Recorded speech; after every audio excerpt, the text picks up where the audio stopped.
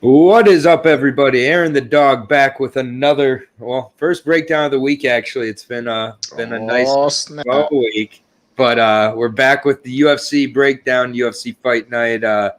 It's just called UFC Fight Night this time. It's not called UFC Vegas 33, so I don't know if they're done keeping track or what's up with that. But it's Cory Sandhagen taking on TJ Dillashaw in a potential bantamweight title eliminator.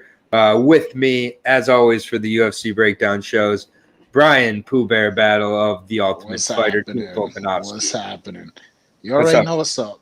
The Team Volkanovski, 4 in a row. That you know what I'm saying? People were counting us out, but hey, look at us now. Yeah, man. All those people who were talking junk, keep that same energy. That's all I'm saying. Yep. It's not how you start, it's how you finish, for sure. And the first win of the season for Team Volkanovski was Bryan. So we'll just make that clear. He got it started, showed the rest of the team how it's done. You just got your next fight announced on the season. If you can take us back to kind of how you were feeling when who you're taking on is the first pick on the season, correct? Yeah, absolutely. Yeah, so take me back to your kind of thought process when this fight was announced. And dude, to be real, like the very first day when we got picked on to the teams, Volk and all the rest of the coaches were like, "Hey, who do you want to fight?" And I was like, "I want to go against Petrosky. I want to go against their first pick." You know what I'm saying? I want to make that statement. You know what I mean? He says, "I knew Petrosky was a real deal guy. Yeah. Only loss was to Aaron Jeffries. You know what I'm saying? That's not a bad loss at all." And so needless to say, long answer to a short question. I was very happy when I got picked to fight Petrosky because I felt like that was a good fight where I could make a statement. And so we'll see in a couple of weeks coming up. Okay, we don't know which week. It's not next week. No, it is next week. It is. Ricky is fighting. Ricky is going against Ludwig next week. There we go. I believe I'm the week after that. We'll see though. Okay. Well, we'll have to see how they.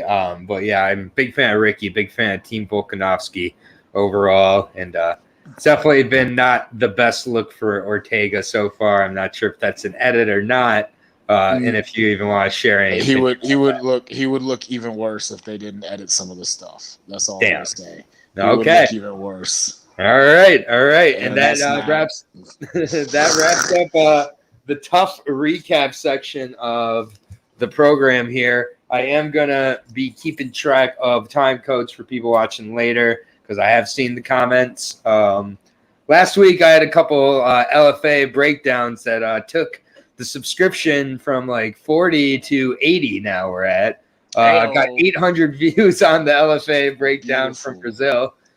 Including my hitting a plus 200 dog in the co-main event. So I'm not just going and picking every favorite on an LFA and then releasing a video and being like, look, I did an LFA breakdown. I was breaking down Brazilian regional tape all week last week. It's going to pay off because a lot of these guys are going to end up in the big leagues. But it was nice to go back to being able to find people's tape and actually have English also, I'll be honest.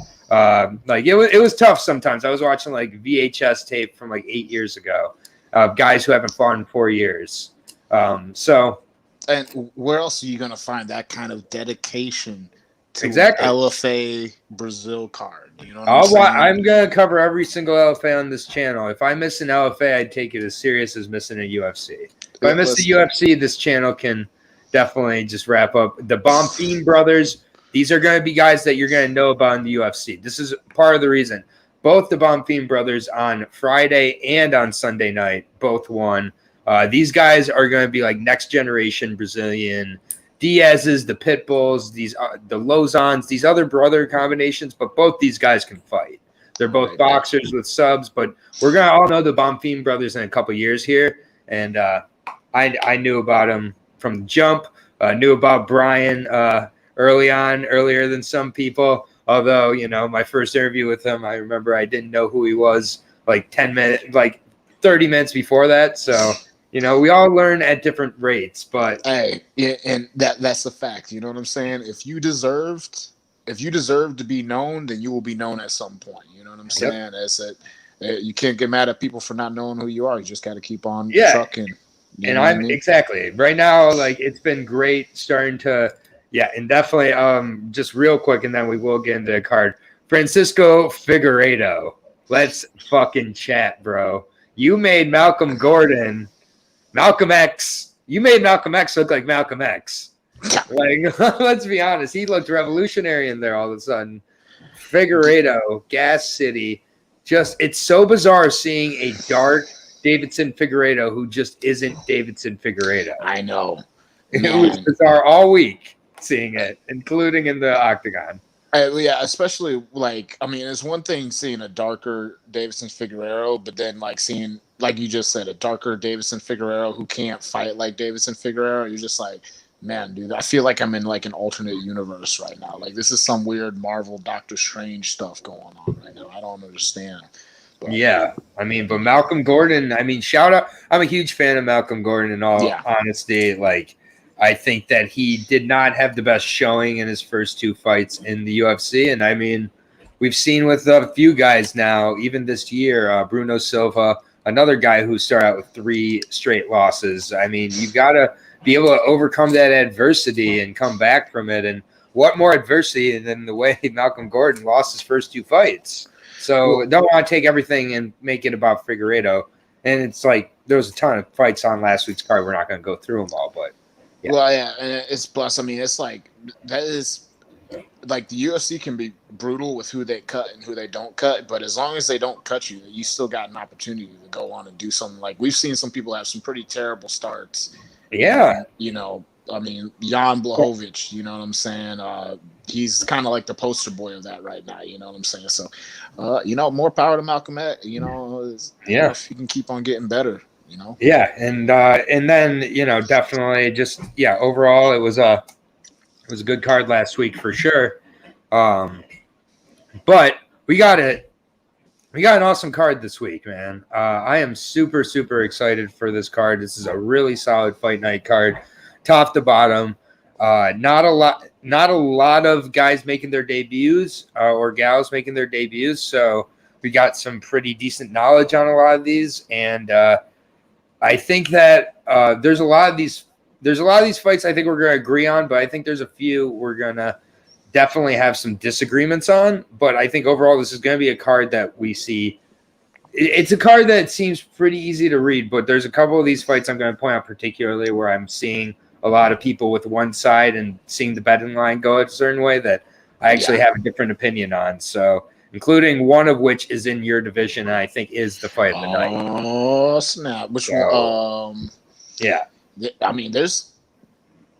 we'll see. You'll see soon. All right. But we're going to jump in now with the first fight of the night. We've got Hannah Goldie making her return, I guess, if you want to call it that, taking on Diana Bibliata. This is a strawweight fight here, this is a strawweight fight. I don't know what else to really say here. I will start with Hannah, 24K gold, 5-1 Goldie, 5-1. She started out her career with a win over Jillian Robertson, which you love to see that in March of 2016. That's like a very good first win, even though Jillian's gotten much better since then. That's, starting out very legit. She took off 2 years before she fought again. And then she came in with a TKO, fought again 4 months later, and then, fought again 3 months later. Very active through 2019, got into Contender Series, beat Callie Robbins, journeywoman, but still got the win. It was a decision, wasn't crazy good. Miranda Granger, she took on at 125 on short notice, and she is just not the size of just not a 125er. She's very small, even though she's jacked, which she definitely is jacked, and she at one point had a shoulder injury, and during that time decided to get breast implants. So, whatever.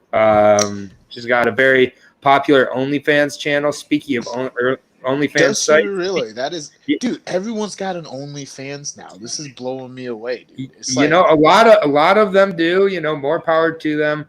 Goldie does have an OnlyFans. Speaking of OnlyFans, she was supposed to fight Jessica Penne twice, and those got canceled. So that was going to be the battle of the OnlyFans, and now she hasn't fought since August of 2019. Again, when she fought Granger, and that was at 125. She's taking on Diane Bibliata. This girl, Diana, I haven't been impressed with the Warrior Princess. 13-6 overall for the Romanian fighter. She's fighting House of Champions MMA, 2-fight losing streak since joining the UFC, losing to Molly McCann. Molly McCann absolutely pieced her up. It was bad. And then Liana Jojua got an armbar on her in the first round. Jojua hasn't looked impressive either. This is a tough one. I went back and watched some of Diana's tape from before the UFC, and she did look like a killer, but that was against just not the best level of competition. 0-0, 0-0, 1-2. A lot of girls can look good against that competition. She's coming to UFC, made Molly McCann and Liliana Jojua look better than they are, frankly. I expect her to make Hannah Goldie look better than she is. Hannah Goldie should have the lateral movement, kicks, karate style, and the physicality to get this one better volume. But this isn't one I'm looking to bet. I don't trust either one of these ladies. And yeah, dude, I think that's a smart thing to do because, yeah, I went back and, watching the tape on both these guys. I mean, yeah, it's like Hannah, like you said, I mean, she definitely has the edge as far as I think movement and speed goes. And I think she is more technical. I mean, she showed in her last fight at 125 that she had a hard time dealing with the range of Granger. And I mean, the Warrior Princess is another, 5'7", that's a pretty decent height advantage. So because like you said, I mean, Hannah Goldie, she hasn't like blown me away, but she has not blown me away less than the Warrior Princess. The Warrior Princess kind of seems like a chick who bullied other chicks on the regional scene in Romania or wherever, in Eastern Europe or wherever she's from. But, Romania. And so. And this is her flyweight debut as well, or strawweight debut. That's going to be interesting. That's going to be because, I mean, she seems like, she's bigger than Hannah Goldie. I mean, 5'7", that's pretty big for a 115-pound chick, but I mean, we'll see, man. Yeah. We'll see. I mean, I got Hannah winning by decision, though. Yeah, and then Brandon coming in here. Hannah, in that Contender Series fight, she once said she's going to be trouble in the strawweight division. If she loses again, there's no more hope on my side. And then, definitely I think that Goldie was my pick, but I'm not really, too heavy on either side. It's a straight up pick 'em at this point, which makes me want to bet on Goldie, but it also makes me a little bit worried that there's a reason she's a pick 'em. Maybe the range is an issue again. Goldie by no means is solid gold, I would say, as a parlay piece, even at that price. But the price is rapidly going towards Diana as well. The money's coming in, so they're getting the you two. You think that's because she's so big for 115? I mean, I'm not really sure. I think it might have to do with not really taking Hannah Goldie very serious at this point either, as much as it has to do with I'm not sure, though. I'm kind of surprised that it's a pick'em, but I'm glad. I think it should be a pick'em. I think it's going to be a close fight. We're getting the two lower, less exciting fights of the night out, in my opinion, right off the bat here. The first two fights of the night. I'll be making my stake during this fight. I make my stakes during a lot of Sijara Eubanks fights. She's the stake queen in my world. I guess she's been effective, but I'm just not a big fan of Sijara Eubanks. I respect her, but I really don't enjoy watching her fight. She's taking on Short notice opponent here in Elise Reed, who is a strawweight. So we've got a bantamweight coming down to flyweight and a strawweight coming up to flyweight. They're meeting in the middle. I don't know why they're doing this. This is, again, kind of like what Erin Blanchfield almost had to do a few weeks ago when she was going to fight Norma Dumont up at bantamweight when she's just a known flyweight. I mean, I get these ladies feel like it's their opportunity to come in, but Elise Reed's 4-0, like a couple more wins at 28 on the regional circuit in your weight class, and you're going to make it here anyways. She just fought on May 29th with CFFC. She beat Hillary Rose, a 5-2 opponent with elbows. Also fought in December of 2020, so she's definitely stayed active through the pandemic. That was a strawweight fight that she was 4 5-minute rounds, but only took her to the second round. She is also undefeated has one loss as an amateur. Has a lot of stoppages as an amateur though. As a pro, a couple of finishes by TKO, a couple of decisions, has faced decent level of competition. It's just now she's going against a big bantamweight in Eubanks, and even if she doesn't make weight, I mean, if she's close, she's going to get the fight still. So it's just like if she misses, oh well, she'll be like, okay, I'm never coming to flyweight again. I can't at this point in my career. It's like she's going to even have more of a weight advantage on Elise Reed. I just think there's not much to really look into here just because I think the size and strength of Sijara Eubanks and the experience should be enough, even though she's coming off 2 straight losses. I didn't look into it too much further than that, frankly. I do think the weight cut could be tough, though, but Elise is a strawweight. I don't know. It's another one that I'm probably not going to be betting on. If anything, I'm going with the dog just because the dog's going to be around plus 250 or so. So if she gets to plus 300, maybe I put a slight wager gamble down on Elise Reed. But otherwise, I'm making my stake during this fight, and the fight night starts after this for me. Well, I mean, for real, I mean, just to piggyback on what you were saying before, I mean, Elise didn't even look huge at flyweight. You know what I mean? And so her fighting at 25, I said flyweight. I'm sorry. And when she was fighting at 115, she didn't even seem like a really big 115 person. You know what I'm saying? And so for who? For when she was fighting at 115 in her last fight, she didn't even seem like a massive. Elise didn't seem. Oh yeah. No, Elise could be an atom weight.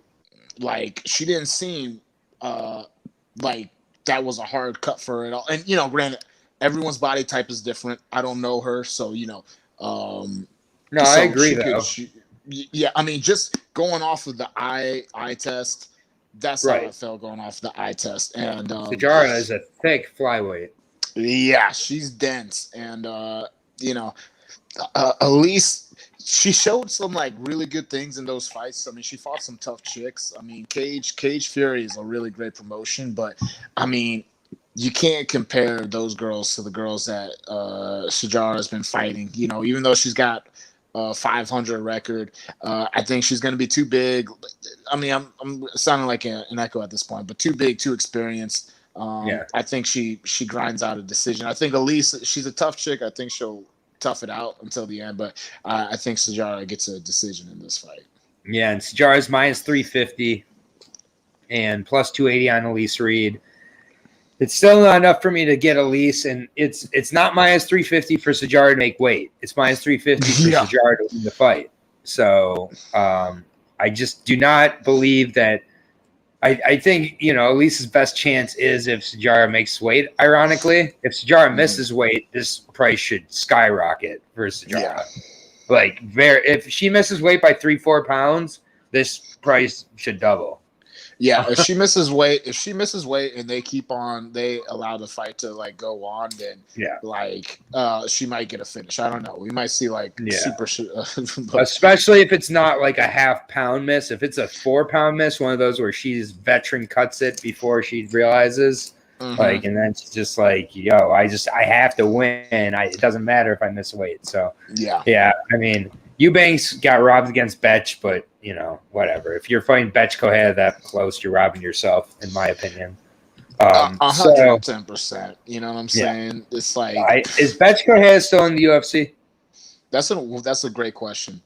I mean, I really hope not. But now we get 6-6. Yeah, now we get to a really nice fight here. Bantamweight debutant in Julio Arces taking on Andre Ewell.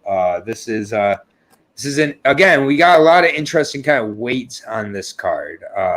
Different, Julio Arce coming down from featherweight, has a win over Dan Ige amongst other wins there. He's coming down to bantamweight now. Mr. Highlight Andre Ewell is where I will start, though. The 17-7 opponent, 76-inch reach is always like what I like to point out right away with this bantamweight. 33 years old. He's fighting out of Apex MMA. Sorry, Apex MMA now, as well as Carlson Gracie, Riverside, coming off the loss to Chris Gutierrez. The thing that was toughest about the Chris Gutierrez loss is usually when he's losing in there, he's getting grappled, ground out a little bit. In this one, he got outstruck. He got outkicked, outpaced, distance controlled. So pretty surprising, although that's how Chris Gutierrez wins. I mean, it was pretty emphatic, that one against Ewell. But before that, the 2 wins against Martinez and Erwin Rivera, both splits. Erwin Rivera has been cut from the UFC since then. Ewell just fights a lot of close fights for sure. After his win over Anderson Dos Santos, got the next step up with a Marlon Vera. However, Marlon Vera kind of exposed him a little bit in that fight, and then third round put him away. Again, Ewell's gas kind of dwindles towards the third round pretty consistently. He also can be crowded fairly easily with regards to grappling and kind of clinch work, and I think that's where Julio Arce is going to get his bread buttered in this one. 16-4, 31-year-old here out of New York, 5'7", 70-inch reach, making his bantamweight debut here out of Tiger Schulman. You'll see a lot of Tiger Schulman guys and how they close the distance. They will throw punches to close the distance, even if those punches aren't hidden. It's kind of just, you see it with Jimmy Rivera. You see it with Lyman Good. You see it with a lot of Tiger Schulman guys. You'll see it here with Julio Arce. He'll throw strikes to get inside of that 76-inch reach of Andre Ewell. And I think look to crowd him, look to make this a dirty fight. Julio Arce's last loss did come to Hakeem Dawodu, but it was a split decision. It was a really technical fight. Julio Arce has fantastic strike defense, as Brandon points out here, 67%. Best strike defense in the division, actually. Ewell, for being Mr. Highlight, almost fights all his fights to a decision so far in the UFC. And just seeing how Ewell had a significant reach advantage over Erwin Rivera and really wasted it quite a bit. And Erwin Rivera used just strikes and bunches to get in close. I think Julio Arce is much more methodical and technical here. Also has a finish of Julian Erosa, and then 2 split decision losses sandwiched between there. So I think Julio Arce, all about the weight cut here, but he looks like he should be able to make it. This has been a well thought out plan down to bantamweight. It's not a short notice thing or any a desperation move, in my opinion. Yeah. I think a 5'7", 70.5-inch reach, this is the division for him from his frame wise. So I'll take Julio Arce here. I would love to see a finish, but Ewell's very tough. But I think I gotta see how Arce looks in his bantamweight debut first. I hear you, brother. I hear you. And this is a really interesting fight because like I said, Andre, he's bigger and he's good. He's good at fighting long. You know what I'm saying? Yep. And it's like the problem I have watching Andre is I feel like it's like he has the way that he fights and he's gonna fight that way and outpoint you and take whatever you give him. the problem with fighting that way, if someone does anything emphatic at all during the round, you know what I'm saying, you can get the round stolen from you. Like the way he fights, he could outpoint someone the whole time and get dropped at the end of the round. Get dropped at the end, get caught with like the biggest shot of the round and lose. This it's like you're looking at his fights, you're wondering why he has so many close fights, because he doesn't fight to really finish people or even put people in a threat where they're going to be finished. So Julio, you know, I mean, he gets after it, man. You know, the fact that he's dropping down a weight class, you know, to me, I like to say that that's going to, you know, make his power translate more. I mean, obviously, we got to see him first. But with everything that we know about these guys, I wanna pick Andre by decision. I kind of want to go Andre by decision, but I feel like he's gonna somehow manage to find a way to lose. I think Julio's gonna. I think he's gonna get a finish. I think Julio's gonna get a finish. I think he's gonna catch Andre doing something goofy. You know what I'm saying? Him getting, because that's another thing. He gets kind of comfortable, and you know, it's like you can see him, you know, not necessarily making adjustments, you know, if something bad, like, you know, Gutierrez just destroying his leg, you know what I'm saying? Never. Yeah, and this was at 140, and Ewell was still slowing down in the third round. Yeah. So, but I haven't seen Julio Arce at 135, and I do that's a big question. I do think that because of this win over Dan Ige, we're getting the price we're getting on Julio here in a very close fight where we might be hearing both guys' names on the scorecards when Bruce Buffer's announcing it, aka a split. It's -200 for Julio Arce. There's just too many unknowns. I got to see the weigh-ins before I even consider latching onto a -200 on a guy coming off 2 or 3 losses in a new division against a guy who fights everybody and their mother close. Yeah. So everybody. This is a super close fight and a really important fight for Andre Ewell also. You know, really for both guys. So sneaky good fight here, 31 and 33 years old. So these guys are at similar points in their career. Next fight is not Andre Giannis and Randy Costa. That did get moved to the main card. So I'm just going to do that as the opener of the main card. But Dana White must have just listened to every single Instagram post talking about how that's going to be fight of the night, because it could be, but we'll talk about that. I mean, later. That fight's going to be a banger, but we'll talk about that one in a few fights here. And they moved Mickey Gall off the main card, which I'm always in support of. That switch makes sense to me. Complete sense. Put an actual MMA fighter in there. But next fight here in your division, 185. It's a dope fight. Not my fight of the night, though, so I'll give that much away. Ian Heinisch taking on Nasruddin Imavov. Nasruddin, the Russian sniper from France. So that doesn't make sense right away, but whatever. 9-3 overall for the middleweight, coming off the loss to Phil Hawes, which I had Imavov winning that fight personally, but you know, he just didn't step on the gas as much as he should have in the third round. And I mean, Hawes was there to be finished, and I just don't know why Imavov went away from the striking and went to that grappling towards the end there, and just gave away a majority decision to Phil Hawes, but did look pretty well in that fight. Before that, his UFC debut was against another guy who's fighting next on the card, or was supposed to be fighting on the main card, but now is fighting on the prelims. And Jordan Williams got a decision in that fight. Jordan Williams now fighting at 170 for the first time in like 5 years. So we'll see how he does. But yeah, Imavov is a very technical, kind of crisp European style MMA fighter, has good wrestling, good kickboxing, good clinch work.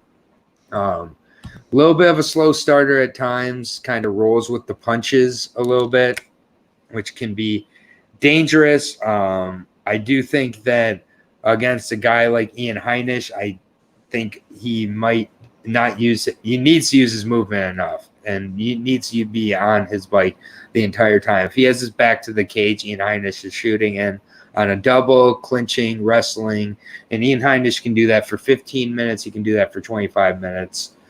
Ian Heinisch kind of just takes a constant pace, so I don't think Imavov's game plan he used against Phil Hawes would work in this situation because I think Heinisch would just keep going for 15 minutes. So I'm going to be curious to see Imavov's adjustments here. Definitely had some good groundwork prior to UFC, including against former UFC fighter in Jonathan Munier. But yeah, I do like Ian Heinisch in this spot, 14-4 overall. For the 32-year-old, he's trained in Bangkok. He's now training back in the States. He's been looking really good, improved his striking quite a bit, had the knockout of Gerald Meerschaert, but then took the loss against Kelvin Gastelum when he kind of took that next step up. No shame there at all. Back down to kind of fighting a guy more on his level in Imavov. I get he has the losses to Derek Brunson. He has the loss to Amari Akhmedov. I do kind of put Nasruddin on a similar level to an Akhmedov. But, yeah, I mean, and Ian training out of Sanford MMA. Sanford MMA is on fire lately. So I definitely like that move for Ian with regards to his game plan. I'm not going to overthink this one too much. I like Ian Heinisch quite a bit. Honestly, I think that he should be able to control the wrestling and has the better cardio. Yeah, man, dude, this is a fun fight because they both fight pretty similarly. You know what I'm saying? I mean, but I think Ian is just better. I think his striking is more clean. And I mean, it's tough because with Imavov, you're talking about a younger, bigger guy who you're assuming is improving, his entire UFC career. But, just like you said, I mean, the guys that Ian has fought, he's fought some of the best guys in the division, I mean, his last fight, he fought a killer Kelvin Gastelum. You know what I'm saying? He fought the best version of Kelvin Gastelum there is. Kelvin looked great in that fight. Kelvin looked. Yeah, I mean, it was hard to. It's hard for any middleweights, to do anything against a Kelvin Gastelum that looks like that. So, that's more of a loss that I don't really, it just kind of shows that he's not at that level yet. But right now, it's tough. I see him grinding out a decision. I think his striking is just a little cleaner. Imavov, he's a hook heavy kind of fighter, and I think with Ian's, his ability to change levels, you know what I'm saying, especially off of strikes and to get people down to the ground, and I like Ian in this fight by decision. But like I said, this other kid, he's younger, he's bigger. He could show a lot of improvement in this fight. So, it should be a fun fight to watch. Like you said, I'll be watching this fight.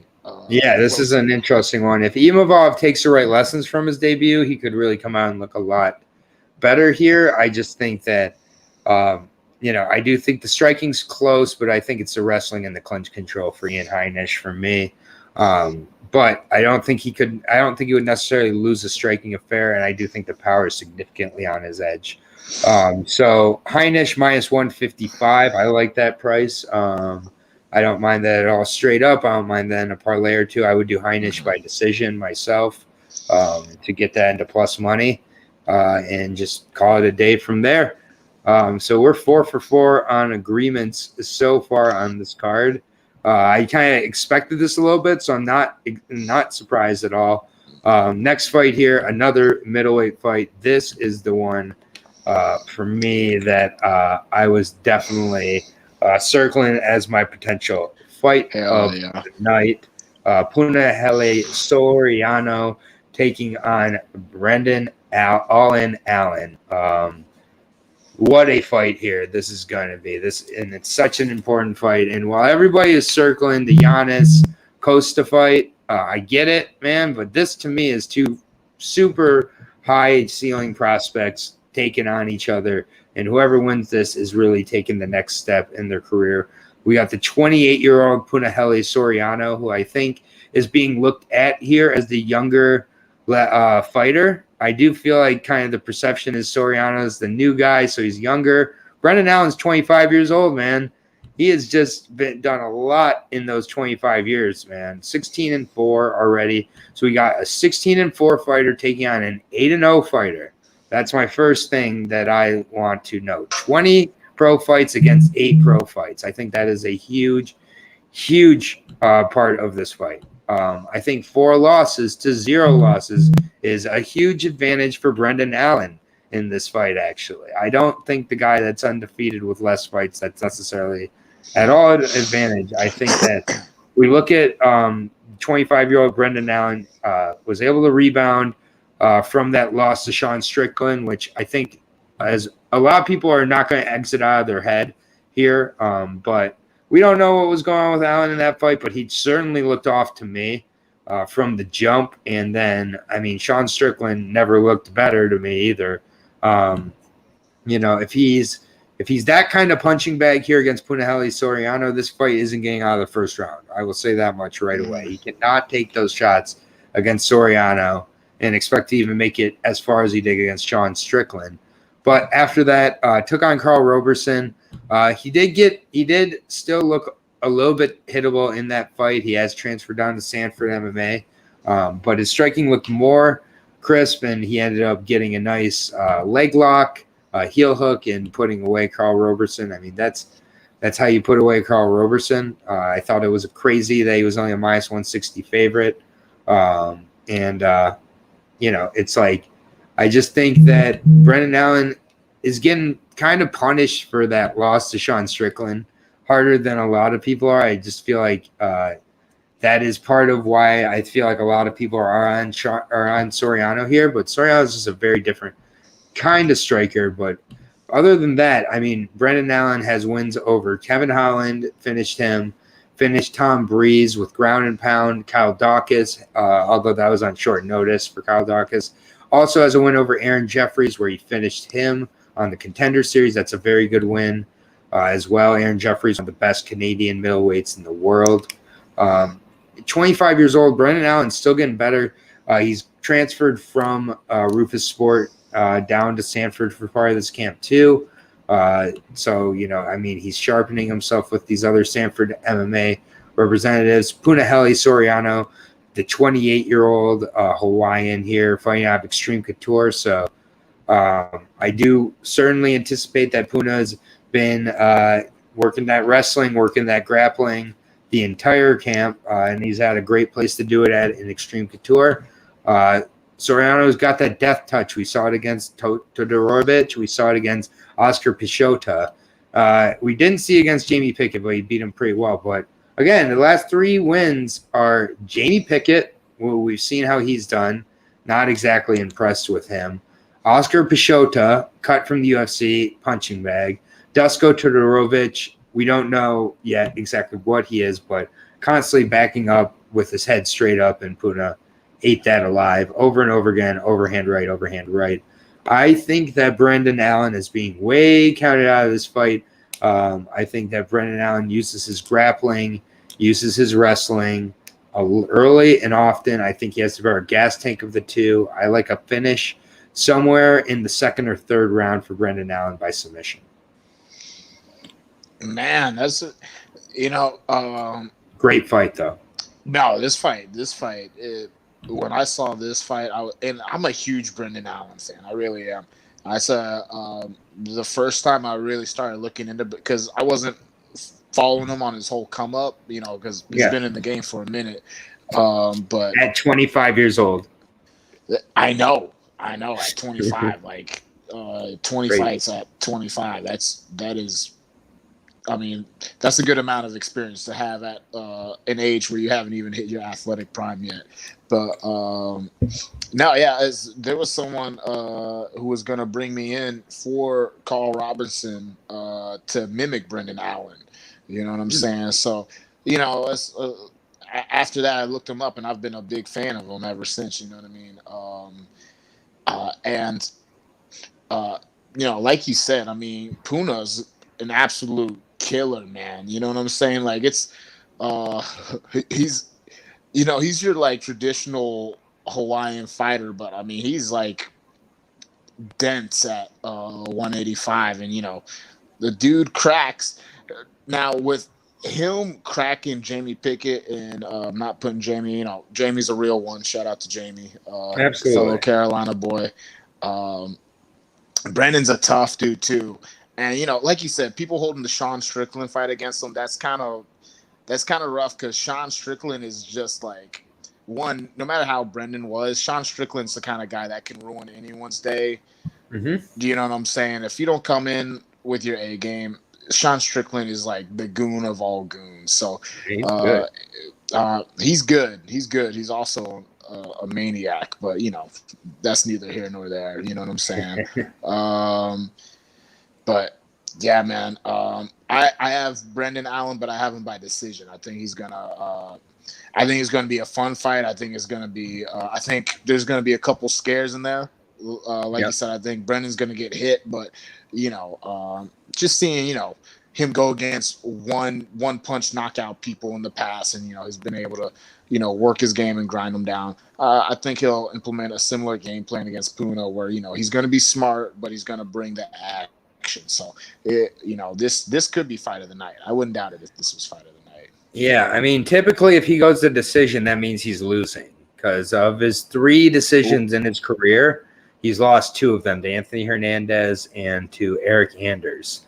So usually he's won 2 and lost 2. So, you know, but typically he is a kill or be killed type of cat. And the Strickland fight was on short notice and was at catchweight. So good point here by Brandon. Appreciate that. Also, the Kyle Dawkins and the Kevin Holland fight were short notice for Brendan Allen. Let's see. I mean, yeah, I wouldn't. Sean Strickland at 95 isn't something that I would, because Sean Strickland came up from 170, so that shouldn't be. It's not like it should be. You know, he was fighting a bigger guy. Right. So that's but either way, I think this is a potential fight of the night. I do think that it should, if Brendan Allen's smart, be a grappler versus a striker type of ordeal for him. Otherwise, I do think Soriano will put him away. If it's on the feet for the majority of the fight, I see Soriano getting a finish. So definitely one I'm nervous about a little bit. Brendan Allen is it's a straight up pick 'em. I was really hoping to steal Brendan Allen at plus 180, minus 110 both ways. The odds are absolutely correct on this fight. So take your shot on your side. I'm going to take a little shot on Brendan Allen.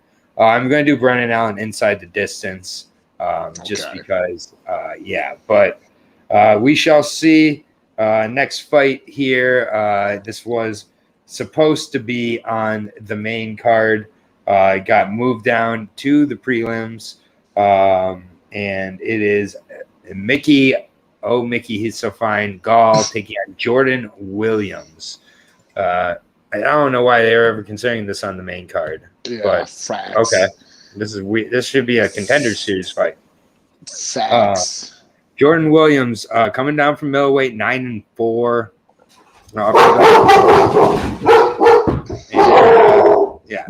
We'll just have the dogs go off for a minute.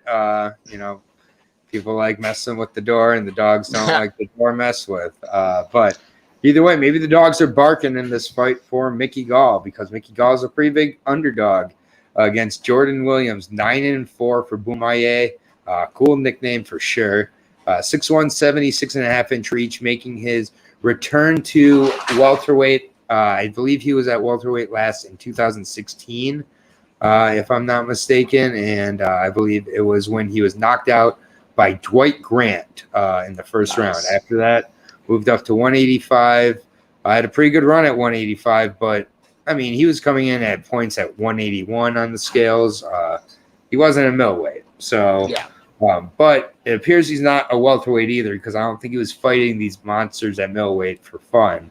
So this weight cut's going to wreck him, I think. I think this is going to be another tough weight cut. So I'm not crazy about betting a guy new to a division or returning to a division he's left. When it's I think going to be kind of tough for Williams.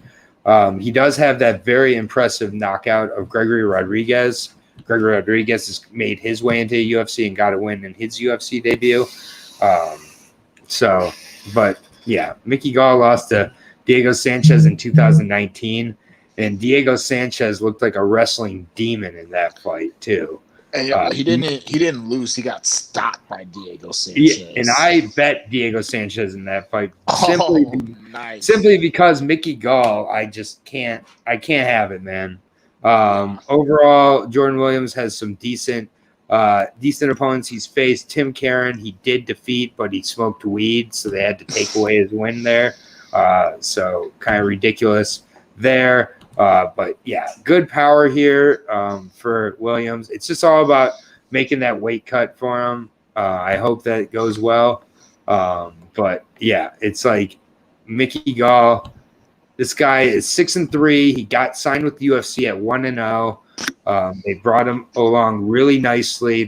Look at the start of his UFC career. You got Mike Jackson, 0-0. Yep. He got, by the way, the guy who he won to get into UFC, 0-0 Ron Templeton. 0-0 Mike Jackson in his UFC debut. 0-0 CM Punk in the next fight. He's faced Sage Northcutt. That is his most legitimate win, I guess. But Sage was nothing really back then. Then he faced Randy Brown. Randy Brown blew him out of the water. He faced a George Sullivan who was leaving the UFC. Then he got dominated by Diego Sanchez. Then they gave him Solomon Torrey, who got cut after that. Then he faced Mike Perry. Mike Perry turned into a wrestling and grappling demon against him, dominated him. I just think Mickey Gall physically gets challenged by higher level athletes. I do think Williams, while he's not a higher level fighter as of now, he is a high level athlete.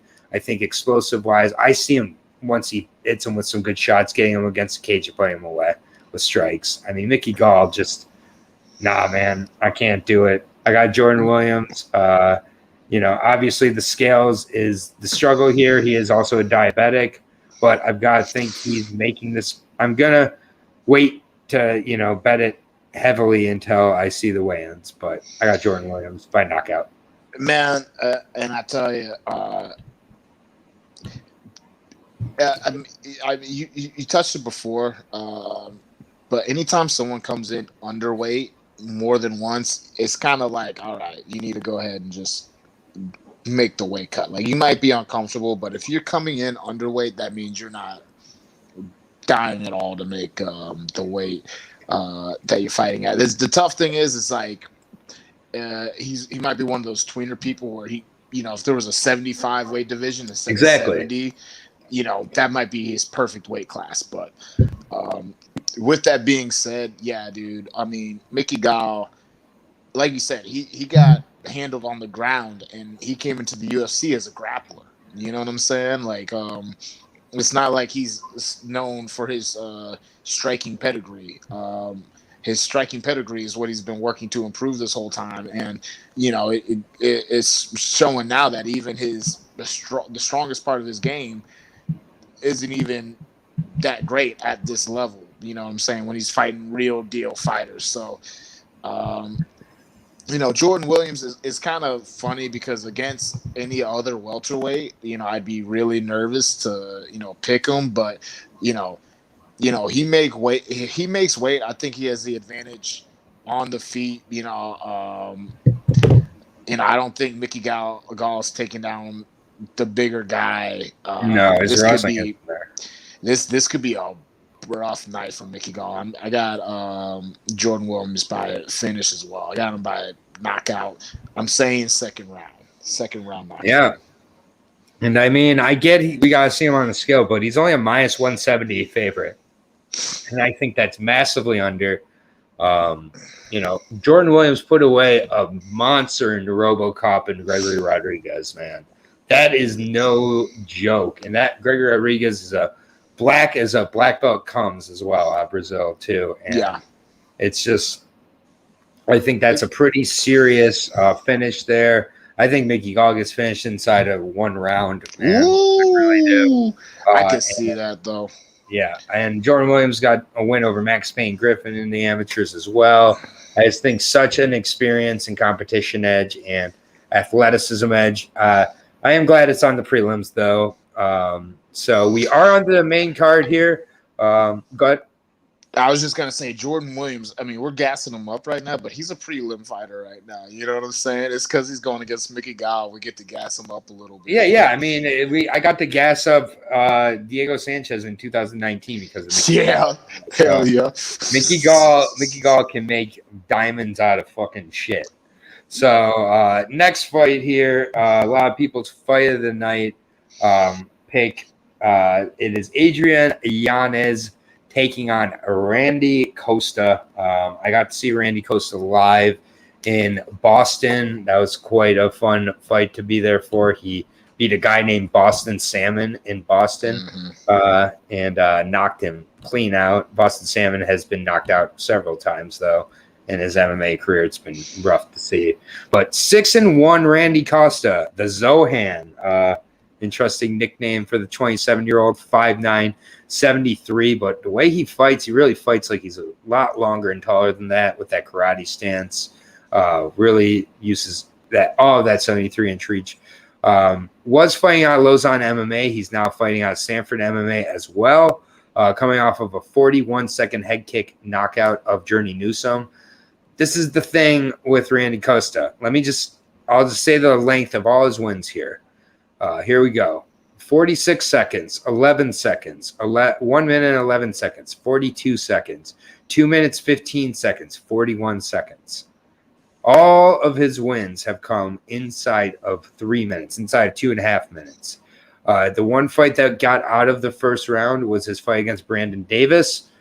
He looked so tired. He was moving weird. He was like he looked exhausted. He ended up turning into a wrestler in the second round, which just is not that's not how Costa's winning fights. Costa's winning fights by getting in there and kicking you in the head and finishing you. I don't think Costa has the experience or the game plan to get a decision, particularly in this fight. I think this is a fight where Adrian Yanez makes his announcement that there's a difference between 6-1 Randy Costa, who's knocked out Journey Newsome and a bunch of other fighters, and a guy in Adrian Yanez who is 13-3. He's got some losses in there, has a split decision win over a guy in Kyle Estrada, who's definitely a good litmus test. Since then has been on a 3-fight finishing streak, beat Gustavo Lopez, a very good wrestler, in his last fight.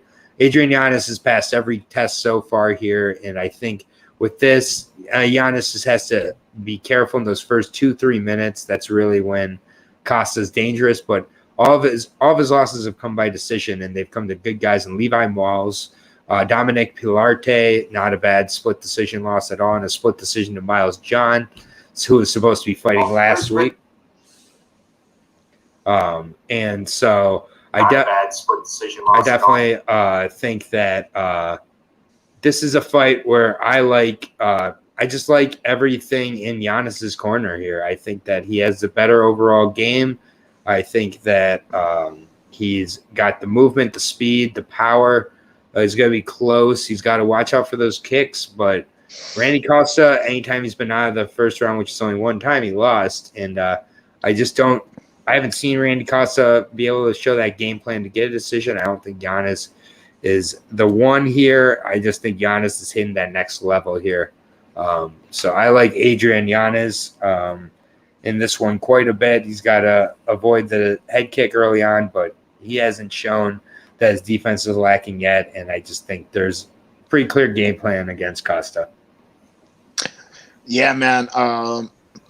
And yeah, this is going to be a fun fight. I think Giannis.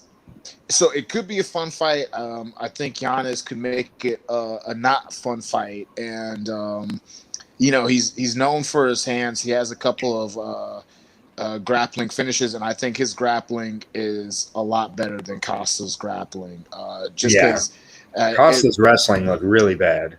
Well, and I know. Just because I know people who train with Costa, he hardly ever trains his grappling. You know what I'm saying? He's one of those guys that likes standing, and like that's what he's gonna do. And he's an impressive guy. He's an impressive fighter, but he's more of a front runner, kind of like you said. You know what I'm saying? And he got, if you can survive, the first 3 minutes, you know what I'm saying? That's those.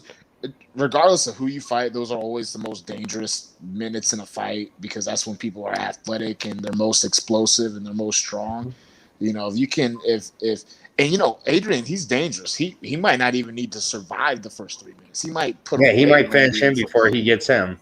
Giannis is freaking gross. So, I think this could be a fun fight. I just think Adrian is on the feet.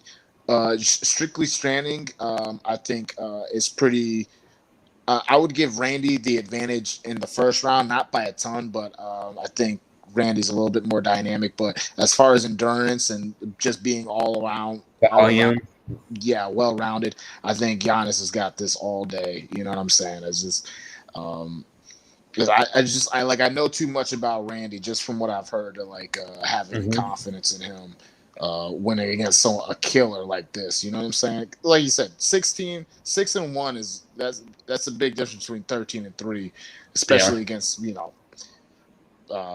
way Adrian and Giannis has looked. So I got Giannis. I got him by second round finish in this fight. Yeah, I don't hate that at all. Minus 225 favorite in Giannis, unfortunately, but he is a parlay piece for me.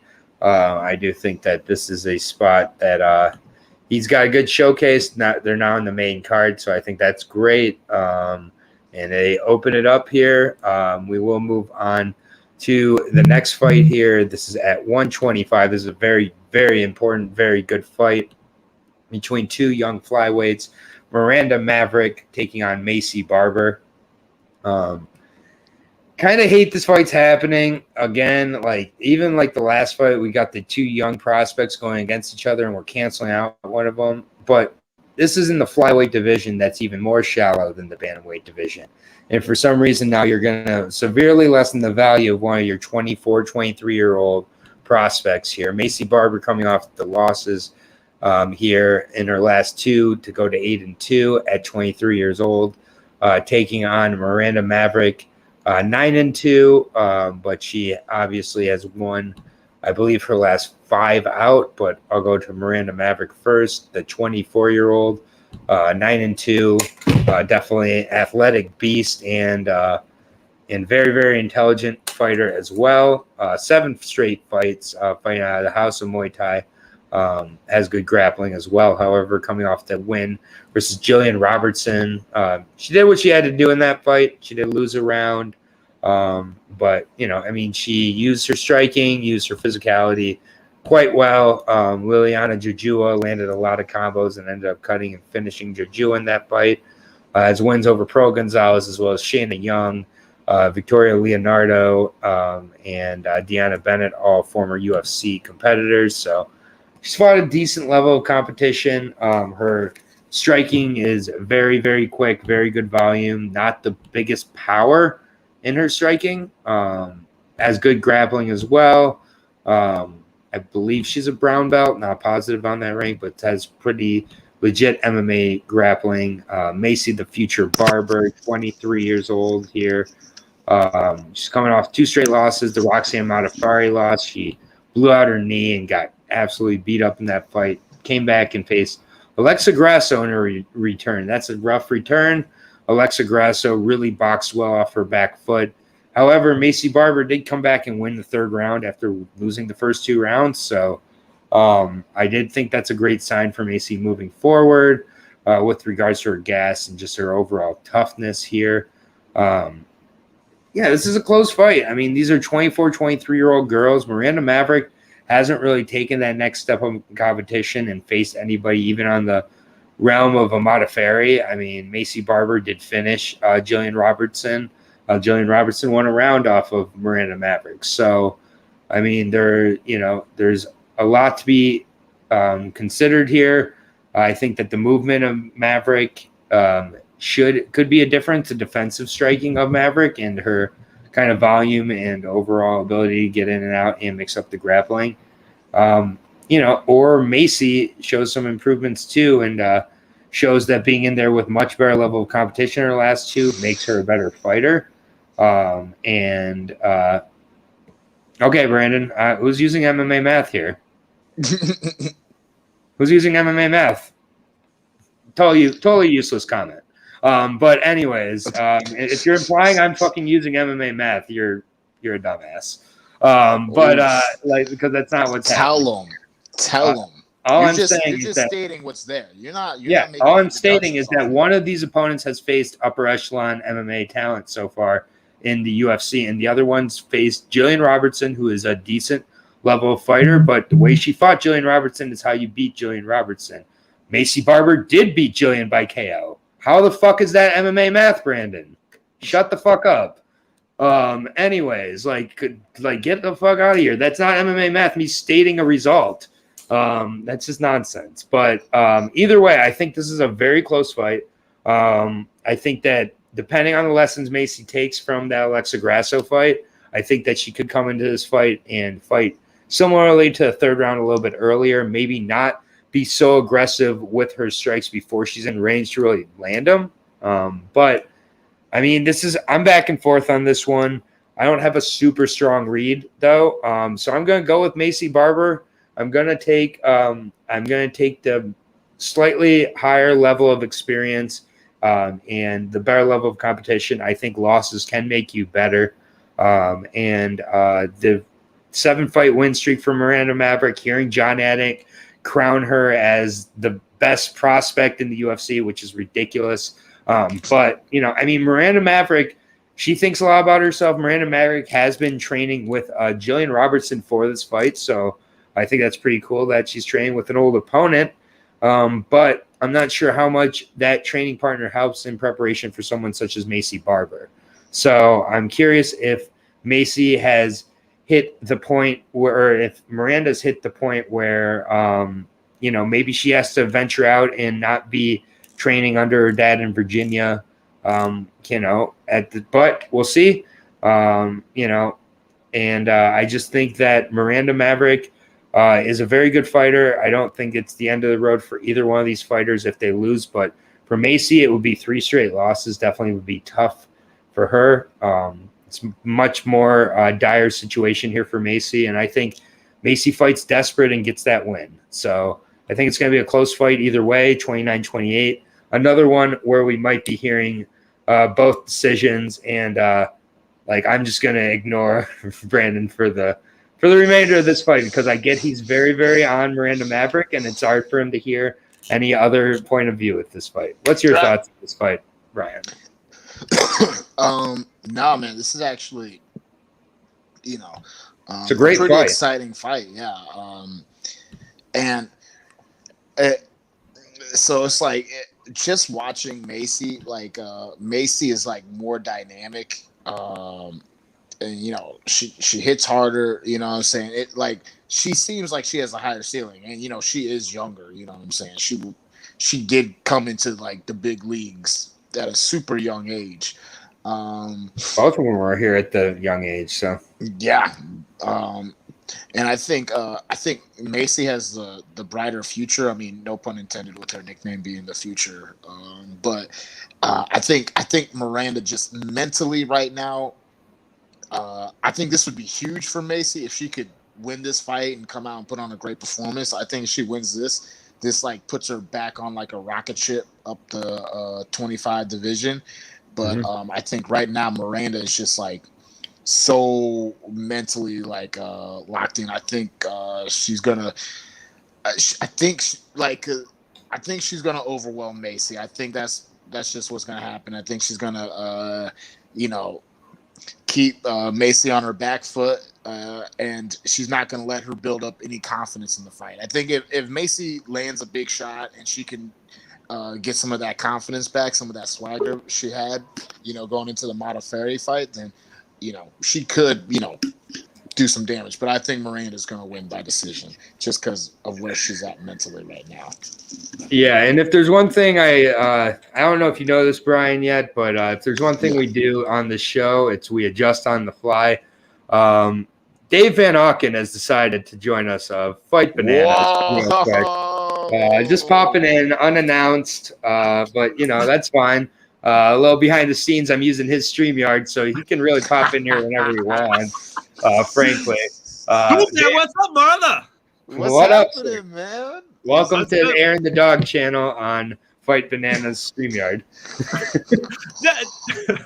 The check's in the mail, right? Yeah, exactly. Yeah. You didn't get my Venmo. Weird. Oh man, Macy Barber unanimous decision, by the way. Oh, we got another Macy Barber here. I mean, I love it because here's Brandon. Brandon, apparently the only reason we think Macy Barber is because Macy Barber KO'd Jillian and Miranda only decisioned her. So we only use MMA math here to make our picks. Of course, Brandon nailing it as he always does when he goes to the psychological things. The numbers are really where Brandon works better. This we can agree on, Brandon. Well put. But in all seriousness, Barber definitely can get the finish. I love that third round against Grasso.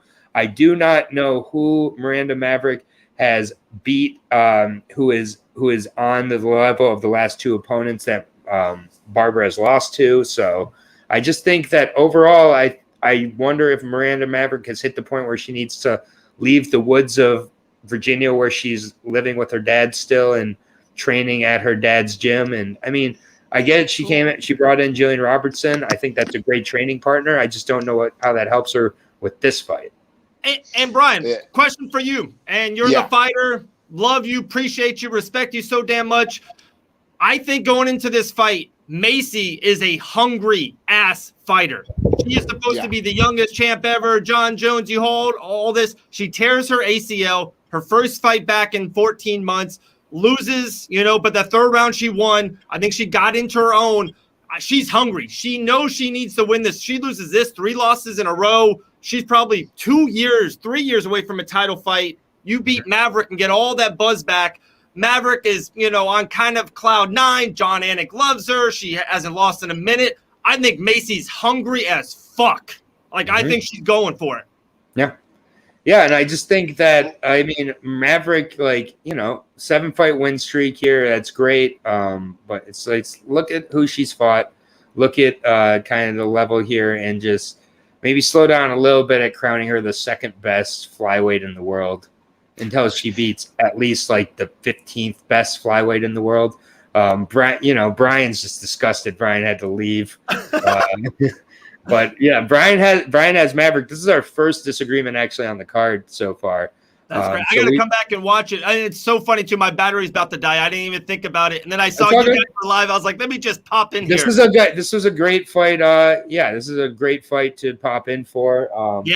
I just think I think what they need to be doing with the flyweight division though is not fights like this. They need to be pairing up a Miranda Maverick against someone exiting, a Macy Barber against someone exiting. They don't need to be cannibalizing a division that doesn't have anybody to start. Especially on a fight card. Let's just be honest. This fight is kind of getting lost. This fight, the main event has got a ton of buzz on it. 2 big guys, a title eliminator. The co-main event is sexy. I don't know if you guys got the Puna and Brendan Allen. Yeah, we got the Puna. We're both on Brendan Allen. Yeah, it's my fight of the year. I just love that fight so much. It's just insane. So it's it's just getting kind of lost. This, if they both win one more, this could actually be a main event of a fight night or a co-main very high. So it's just, it is what it is. I'm happy as a fight fan seeing it, but it doesn't, it's a little off. Something's not right about it. But I think if I had to guess, Aaron, I think they're maybe trying to hide Macy. Because if she wins, then she gets all that buzz back, and then they can elevate her again. If she loses it, it's kind of you hide her. I don't know. Maybe it's an idea. It's a thought. I don't think it makes any sense, honestly. But there's a few fights on this card that don't make a lot of sense. So, that's fine. I don't think Adrian Yanez and Randy Costa makes a lot of sense either. I know. Especially with Randy Costa. He just doesn't have the experience to go against a guy like Adrian Yanez at this point. After I looked into that one much more, I know that was one we were talking about, really liking Randy. But it's too early for Randy. He's 6-1. All 6 of his wins coming in less than 2 minutes. And you're putting him against a guy who's got 5-round title experience and Adrian Yanez, 13-3. I mean, it's just, so there's just a couple spots like that for sure. But for sure, this is an interesting fight. Barber did lose at minus 850, correct? But that also was a freak fight. Yeah, she tore her ACL. Right, she tore her ACL, and also if you're that good to be a minus 850 against Roxanne Modafferi, that says something about you. Because Miranda Maverick wouldn't be a minus 850 against Roxanne Modafferi. So it's yes, I get she lost. Favorites lose, but it happened. The fight game. But boys, man, you guys are killing it. You guys are amazing on the show. You guys have something special. Just keep on grinding. I love it. I watch it every single time, usually the next day. And then and Pooh Bear, Aaron the dog, and when the bunny's on, when you three guys on, UFC should just sign you already and just get you guys your own freaking UFC Fight Pass show. So it's incredible. Yeah. I'm a fan. Love you guys. Pooh Bear, I'll see you fight next week or something. I'll see you soon, all right? I'll talk to you tomorrow, Dave. I'll talk to you tomorrow, Dave, after Killer Bees win BKFC. Oh, hell yeah. Oh, Killer Bees gonna knock a bitch's head off tomorrow. I can't wait, boys. Be good, man. Appreciate you guys. Keep grinding. Loving it. Peace out. Thanks, Dave. But yeah, shout out to Dave. I wondered why the screen went black all of a sudden. I was just because at least on my end it's black now, but that's okay. But yeah, you have Miranda Maverick. This is our first disagreement of the night. Yeah, so I know it took a while to get there too, but this is a great fight to disagree on. You and Brandon are all over Miranda Maverick, especially Brandon here. MMA. I'll say Brandon's a little bit more on Miranda than I am. Goddamn, Brandon is at the front of this.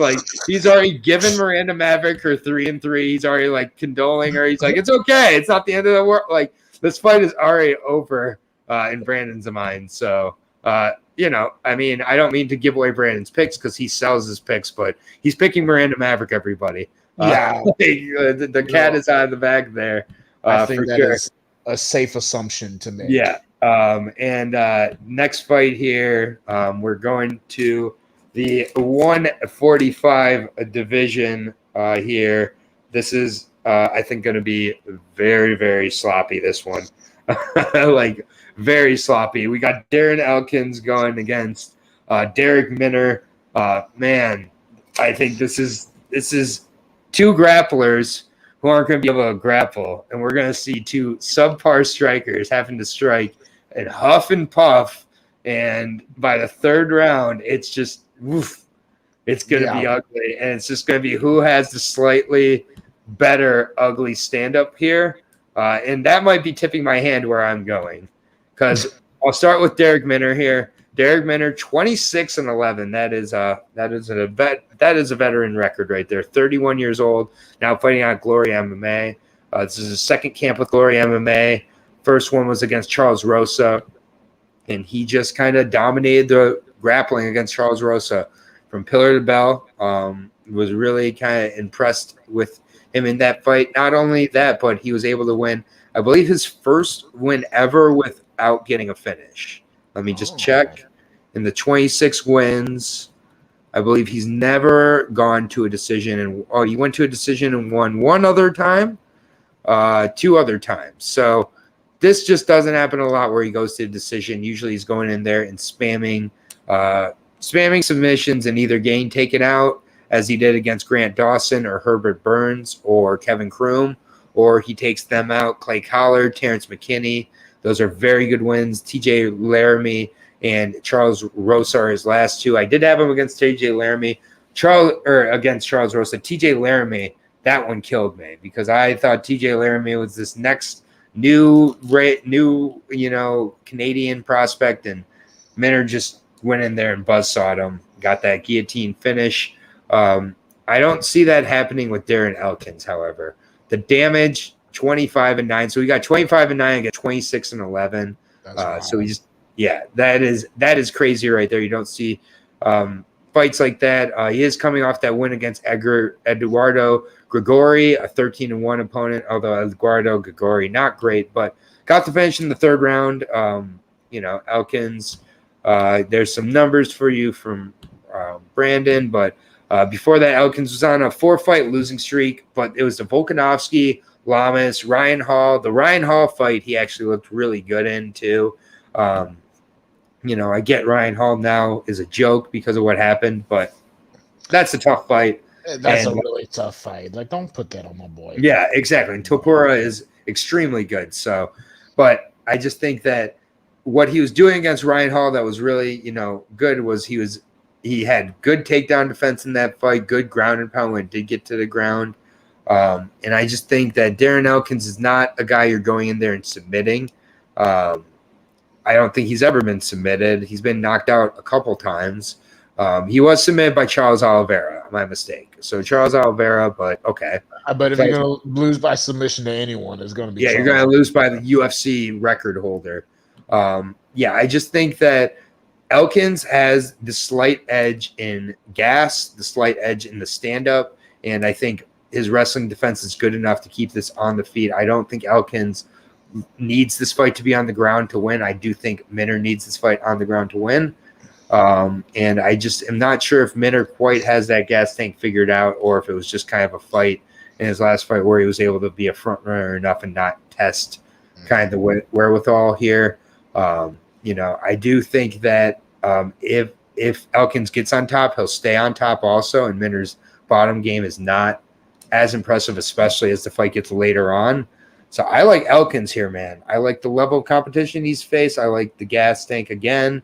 And I think his stand-up's better. He's got a real tricky kind of 1-2 same side body kick combo and a few others that he just kind of throws up that head kick. Like, I think he's going to keep Darren Minner really uncomfortable in this fight. I think that, hopefully the strikes are in the triple digits like they have been for a few of those fights. He's a little more higher volume here and looks to push the pace. But I'll take Darren Elkins, the damage in this fight by decision. I think this is going to be pretty grimy, honestly. No, this could be, and don't get me wrong, like this won't, like you said, this won't be pretty, but this also has some fight of the night potential just because of any fight Darren Elkins in, that guy's a freaking lunatic. So anytime you got like someone like him who's a lunatic, it's always has fight of the night potential, if he has the right dance partner. Ironically with this, I think it could be fight of the night if it gets to the ground. Yeah, I guess because they'll just both of them will be going back and forth, just sending it. Yeah. Yeah, if you're stuck on the feet with these two guys, I don't think it's gonna be fight of the night. I think it's gonna be kind of gross. They might bust each other's brains out, but I hope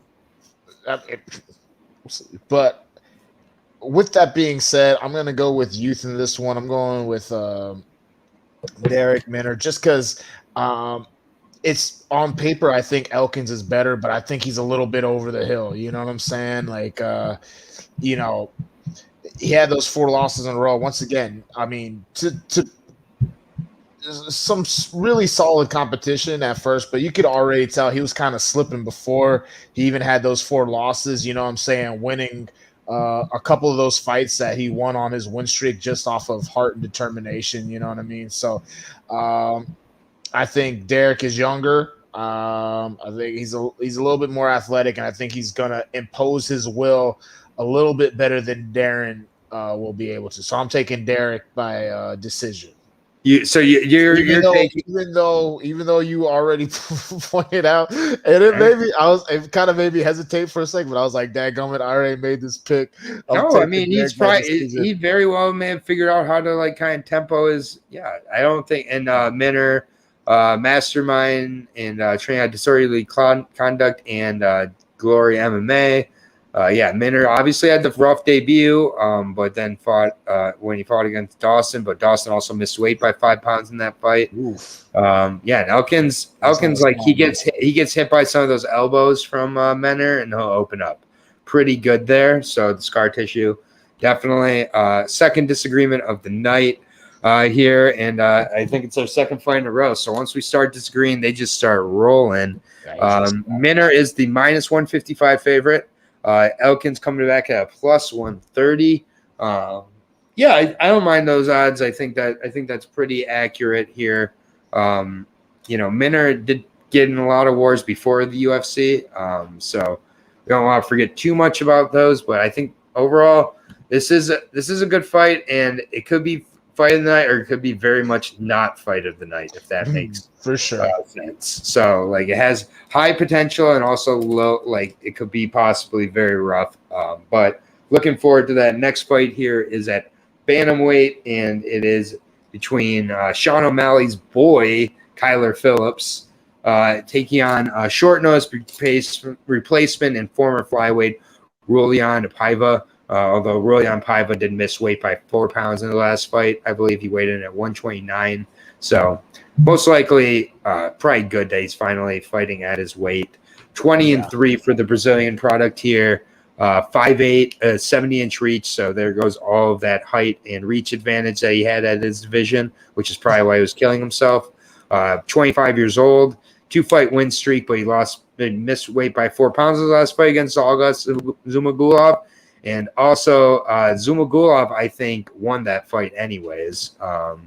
But, you know, when you miss weight and it's close, I just have trouble really rating that. Honeymoon is over.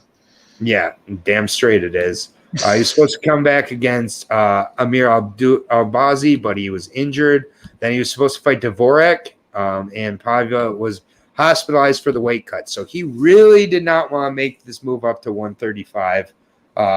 If he didn't have to. I mean, he literally had to go to the hospital for them to finally make that decision. So most likely, I think that the physicality, the strength, the size, and athleticism of Kyler Phillips, which are all things that are huge, huge positives for him against anybody in this division, are going to be the difference.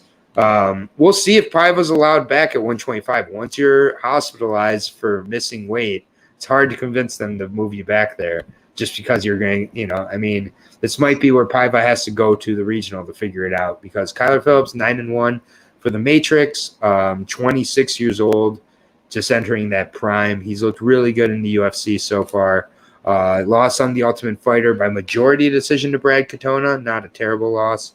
Then lost a split to Victor Henry since then. 2 finishes and 2 impressive decisions as a decision over Gabriel Silva, as well as Yadong Song in his last fight. The Yadong Song fight was very impressive, also Phillips did beat our boy Fernando Padilla, although that was Fernando Padilla by a split decision. Fernando Padilla now in the UFC, getting ready to debut in October against Sean Soriano. Great matchup for him there. But Kyler Phillips, 4-fight win streak. He's really started to look to piece it all together. The striking's there, the wrestling's there, the gas is there. Discipline is there, very mentally strong as well. He was supposed to be facing a Sunsao. That would have been a really good test to see if he's ready for that step up. But instead, he gets a short notice. Paiva here, he should be able to go in there and dispatch a Paiva inside of 2 rounds. Yo, the honeymoon is back on. Yo, there we go. Kyler Phillips, I mean, right now, the guy is just like a tank, right? Like, I mean, yeah, with the way that he's been looking, I mean, you know, Paiva, I mean, it's great record. You know, he's on a 2-fight win streak, you know, but I mean, it's more of a testament to how impressive Kyler Phillips has looked. You know, it's like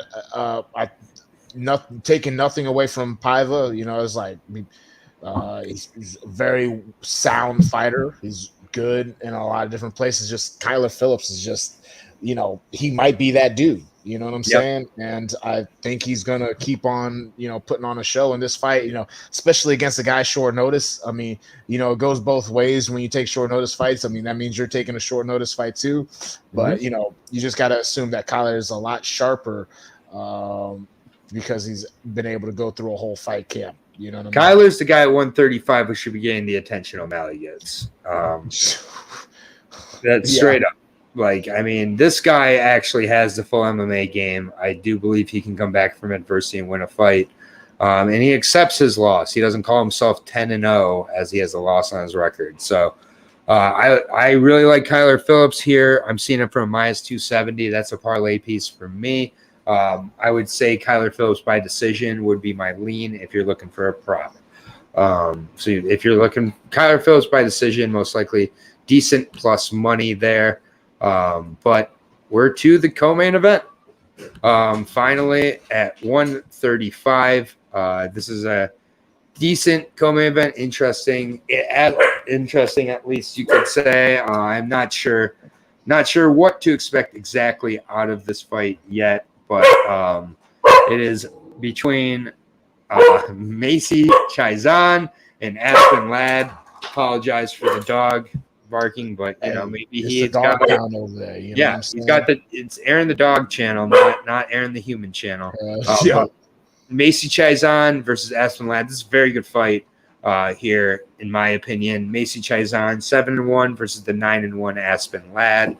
I will be breaking down Macy Chiasson, first 29 years old and 11 months, turning 30 next week. Actually, I think the day after the fight she turns 30. This is right before her 30th birthday for this MMA product. 2-fight win streak, albeit against Shayna Young and Marion Renault in her last 2. So not the craziest level. She did let Lena Landsberg kind of dominate her a little bit in that fight and really crowd her. And she just kind of froze up there, ended up gassing. It was just overall a troubling performance, which I do frankly worry about a little bit in this matchup here. But Macy Chiasson, 5'11", 72-inch reach. She's got to use those in this fight. She is going to be a massive 135er. And when she uses those body kicks, when she uses that length, she's really tough to deal with. She's got good power here. She's kind of gotten away from her finishing ways in the last 3, but that ground and pound finish of Sarah Moraes and the finish of Gina Mazzani has a rear naked choke of Piana Kianzad to win the title. Those have all really aged pretty nicely. All those wins, actually. Except Sarah Moraes, I guess, but she finished her. So, and then Aspen Ladd. Aspen Ladd's a tough character to fully figure out. She is coming off of ACL surgery. She blew out her, I believe, ACL and MCL, 9-1, 5'6", 66-inch reach. So that's the 6-inch reach disadvantage.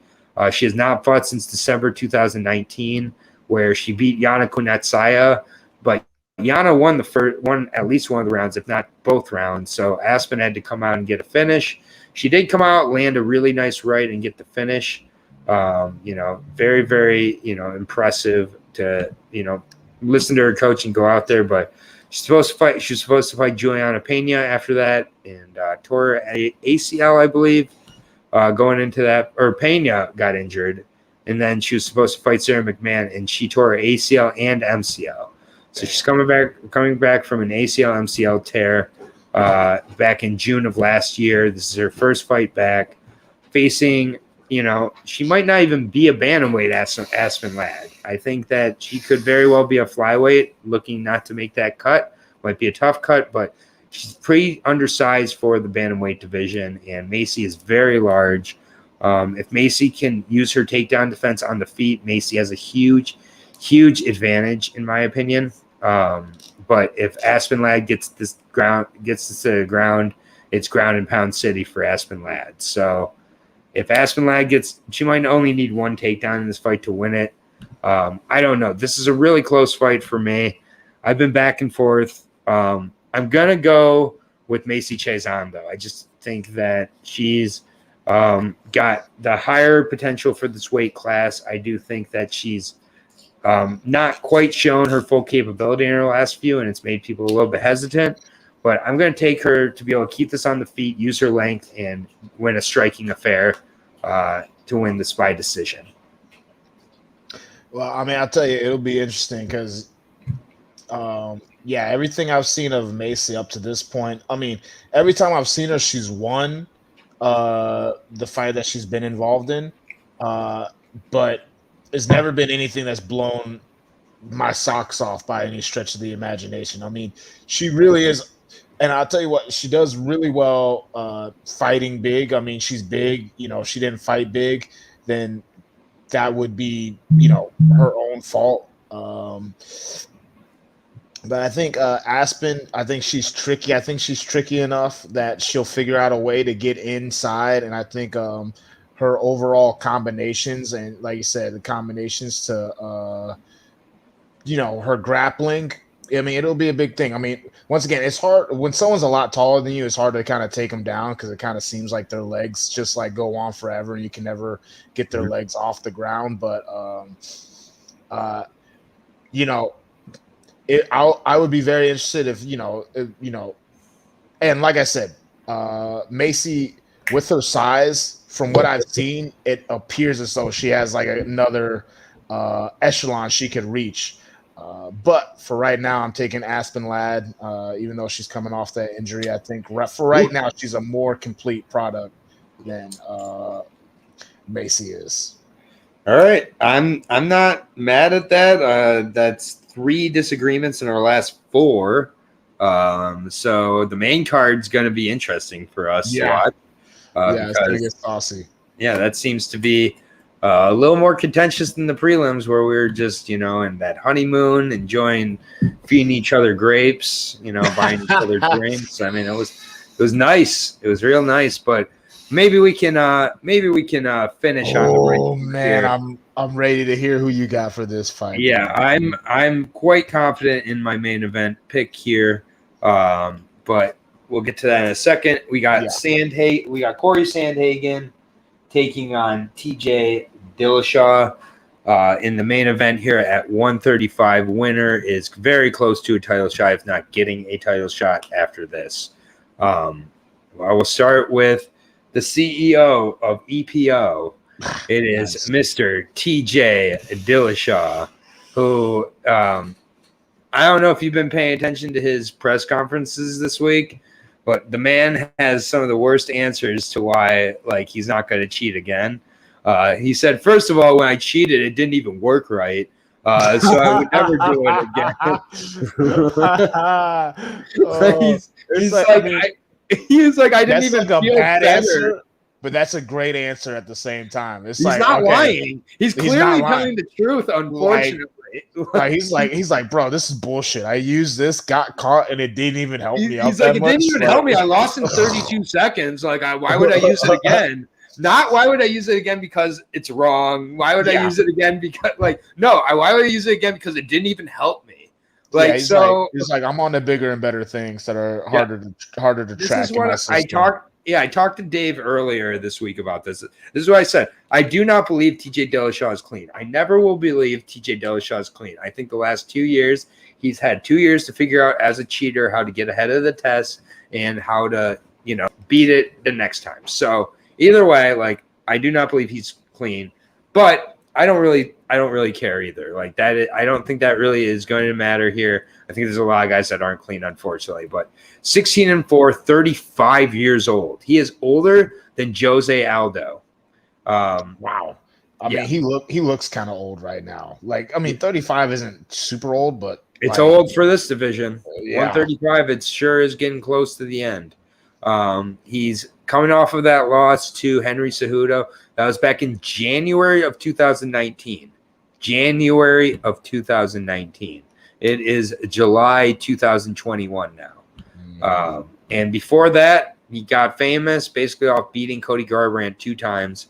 In both fights, he took several shots against Cody Garbrandt, survived them, and just ended up winning. But, he has went over John Lineker in a Sunsao, but lost to Dominic Cruz.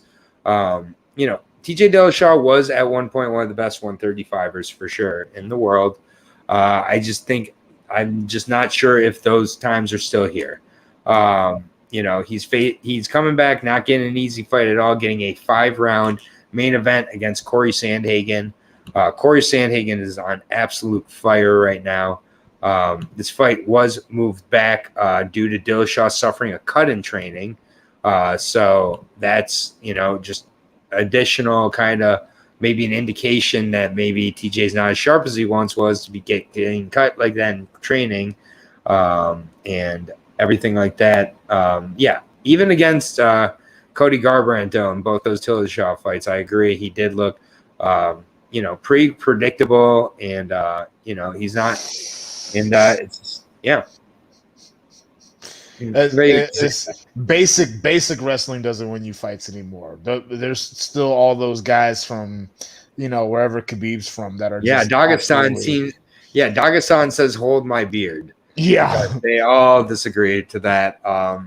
But yeah, TJ Dillashaw, he's coming back against a very tall, lengthy, massive bantamweight in Cory Sandhagen. First of all, look at that Tapology picture. I know, that's badass. That's one of the best Tapology pictures I've ever seen. Yeah, those knees are vicious that Sandhagen has. And TJ Dillashaw definitely drops his head a lot in his striking and with his wrestling. I think those knees are going to be there for Sandhagen sometime in early on and often. I just have really liked what I've seen out of Sandhagen. 5'11", 70-inch reach for the bantamweight here, fighting on Team Elevation in Aurora, Colorado. Has a good gas tank, has good power, has that flying knee finish of Edgar. Before that, a wheel kick finish from Marias. He did get, his back taken and choked out very quickly against Sterling. But besides that, we really have seen him look good. The win over Lineker was impressive. Again, it was a split, but I don't think it was a split. Sun Tzu finished Batista. He's a finisher, man. He finishes a lot of his fights with strikes here. TJ obviously 12 wins in the bantamweight division. Most finishes at 8. Yeah, most TKOs.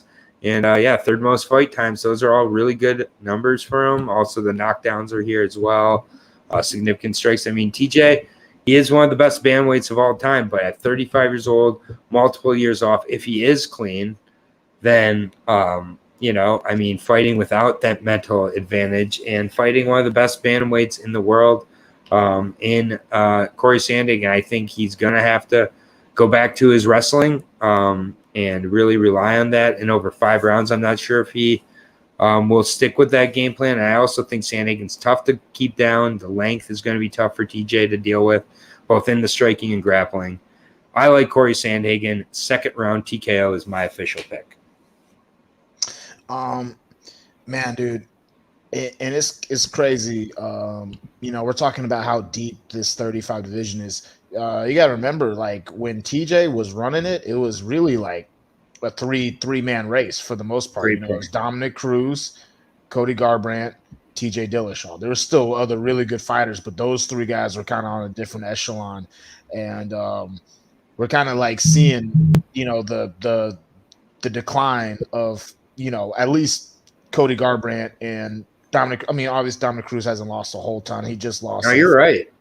But and yeah, I went back and watched those TJ Cody fights, and I was shocked about how, Brandon just said it, but how not amazing. Like I remember TJ looking like a monster in that fight, and then I went back and watched it. I'm like, he didn't look that great. Like Cody Garbrandt didn't look great until he looked good.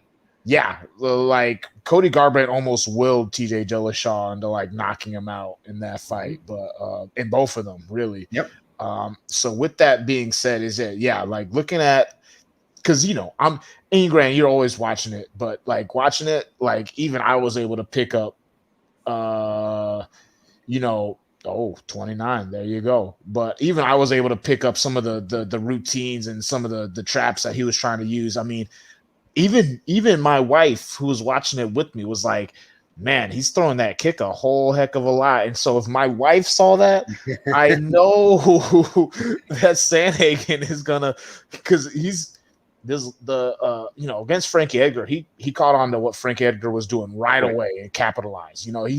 He mentally, this is the first thing you said to me is you thought losses are the best things that can happen to fighters. Him losing to Aljamain Sterling totally changed his mental game. Yep. And I think he is a dangerous 35er. I think him versus Peter Yan is going to be the title fight after Peter Yan takes out Aljamain Sterling. And then, depending on what happens after that, you could have the rematch with Aljo. But even then, I think I'm picking Cory in that matchup too. I don't want to get too far ahead of myself, but yeah, man. I mean, we'll see, but we're both on Cory Sandhagen here. I'm taking him by first round finish. Okay. Yeah. I mean, he did. Finish. Yeah. He realized that you don't wait around to start a fight. A fight starts when the bells start. So taught him that lesson, and that's not a lesson he'll forget anytime soon. I see Cory Sandhagen for a minus 190, plus 165 on TJ Dillashaw. I love that price for Sandhagen. I like Sandhagen by TKO. That will get you plus money, I believe, and you can take a couple round props, parlays for, I think, inside the first 3 rounds. One of those is happening. Brandon saying Maverick Sandhagen parlay. Go ahead if you want to do that one. For me, Sandhagen with Heinisch and Giannis makes a lot of sense. Sandhagen with Phillips and Giannis makes a lot of sense. Those are my 2 or 3 3-fight parlays I would suggest. This is a really close card, though. Be careful. You don't want to overinvest with a guy in Williams who's a diabetic making the 175 trip again on a fight he should win against Gall, but if he physically can't perform, then yeah. But I do like Sandhagen quite a bit. Very confident in the main event, actually, if I'm being honest. But TJ can turn back Father's time. If he's on or off juice, he can definitely starch anybody, but we'll have to see. I was a lot more nervous for this fight until I went back and rewatched some tape, and I was like, TJ Dillashaw is not the guy I remember him being. Still an absolute monster, but with the current state of the 135 division, like that's going to be – he's got, even if he gets past Sandhagen, he's still got a lot of problems ahead of him. Yeah, the weigh-ins are going to be interesting. The co-main event and main event, you're going to see a huge size difference in the face-offs there. And it could be very well the same story in those fights where it's just that length and frame that really is a huge difference. But this is an awesome fight night, top to bottom. There is going to be a surprise or two. Is it going to be Randy Costa knocking out Adrian Yanez? Macy Barber defeating Miranda Maverick, perhaps, which I think would surprise a lot of people. What's it going to be? Mickey Gall? Is he going to get an armbar? I mean, who knows? But something weird's going to happen. If Mickey Gall gets a win, I would be happy for Mickey at this point. I'd be like, you know what? Good job, Mickey Gall. I'm happy you got it. Yeah, I mean, a guy like Jordan Williams who's killing himself to get down to 170, that's the kind of guy Mickey Gall builds his UFC career around. George Sullivan's of the world, the Sage Northcutts. This is where Mickey could come through. One of those weird things is going to happen, though. But, that is going to lead us to the end here of the UFC Fight Night Sandhagen at Dillashaw Betting Breakdown Show. First of all, shout out to Dave for popping in here. Total legend. Check out Fight Bananas if you're not already. For all the stuff they're doing over there, Dave Van Auken Show, at least check that out. Available on all podcast platforms. Should be making a return over there very soon. But yeah, Brian, anything else you want to talk about coming up for you this week? For me, not much coming up. Make sure on Tuesday at 9 you tune in to watch the first semifinal fight. There's only 4 fights left. 4 episodes left. And these 4 episodes, I think, will be the best. We've gotten all the background stuff out of the way. We don't got to spend half an hour of the episode figuring out who everybody is. Like, now it should be stupid stuff that happens in the house and us beating each other up. I'm hoping like these last 4 episodes, I was there and I'm excited to watch them, but we'll see. We'll see what happens. Yeah, and hopefully we can see Aaron Phillips eating in the kitchen a little bit more too. Hopefully. Shout out to Aaron Phillips eating in the kitchen. Shout out to Ricky, who is an absolute legend. He's fighting Ludwig, who was a freaking wonderful person. Both great fighters. Yeah, this will be. Don't miss it. Don't miss it. Absolutely. I haven't missed one yet. Not going to miss that one. Also, shout out to our girl Taylor Starling. She was on the show last week. Big shout out to Taylor. Huge fight tomorrow. And it's just like, I'm not just saying this because she's my girl and she's our girl. But she's the real main event of that fight. The press conference, she was the star of the press conference. She looks like she's going to a birthday party. She is smiling. She is in a great mood, and it's not fake confidence. She loves this shit. And, that face-off with Cassie Robb today, there's a reason why Taylor is a massive favorite. Put Taylor in all your parlays this weekend because betting her straight minus 300. So, unfortunately, it's just like not gonna bet that straight up in Bare Knuckle FC, but I will be putting that in some parlays. You're not gonna get a whole lot of money back if you do. You know. Yeah, exactly. And you might be. Hopefully, we're not heartbroken, but either way, yeah, definitely support that BKFC app. It's like $5. Just sign up for it. Like, you'll be able to catch a bunch of fun fights tomorrow. There's no other fights tomorrow. There's no LFA tomorrow. There's a Fury FC on Sunday that I'm going to try to break down so odds come out. But otherwise, for Aaron the Dog, for Bryan Pooh Bear Battle, we will be back next week with whatever MMA is coming up next week. If there's always more. And so me and Brandon will be back at some point next week if there's a LFA or I believe there's a Bellator next week of AJ McKee and Pitbull. They're fighting for the featherweight title next week. So can't wait for that. Bellator's got to do a better job of like getting advertising. Dude. Yeah, they got big fights that I'm like, oh, that's a great fight. Yeah, AJ McKee versus Pitbull should have been talked about the entire month. Instead, I'm just remembering it now. But Brian or Brandon, well, I'll see you next week for the Bellator breakdown. But Brian and I will be back next week for the UFC breakdown. I don't believe it's a pay-per-view yet, but the pay-per-view is the week after that. So 2 weeks from now, the dog, the bunny, and the bear are back together. Hey. Bunny was at a family dinner tonight. That's why she was not in the comments section. Don't worry, she is okay and she is safe. I did check in during the breakdown to make sure that she was alive. She was at a family dinner, so she will so lonely without her here. Yeah, I mean, it's definitely lonely, less complimentary for sure. But we fight through and everything. But the next fight night is Uriah Hall versus Sean Strickland. Ooh, boy, and Sean Strickland is a massive favorite. So really, yeah, that's wild. Isn't Sean Strickland is a massive favorite? Yes. I believe so. Maybe hold on, let me check real quick.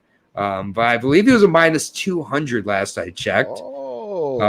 Which is crazy. By the way, there are lines out on Fury FC, so expect me to do a breakdown on that either tomorrow or Saturday because I'm a psycho.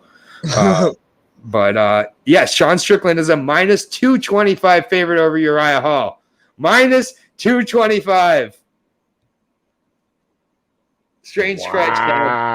You're definitely going to want to tune in next week for the breakdown because that is crazy. Hopefully that stays right there. Hopefully that line does not change, man. That's crazy. Go ahead. We got to get out of here. For Aaron the Dog, for Bryan Pooh Bear Battle. We will talk to you next week. But keep taking care of each other out there. Stay tuned for a Fury FC breakdown coming out either Friday or Saturday. Probably with just by myself because no one will be crazy enough to break that down with me. But keep taking care of each other out there, everybody. Cash those bets, and we'll see you next week.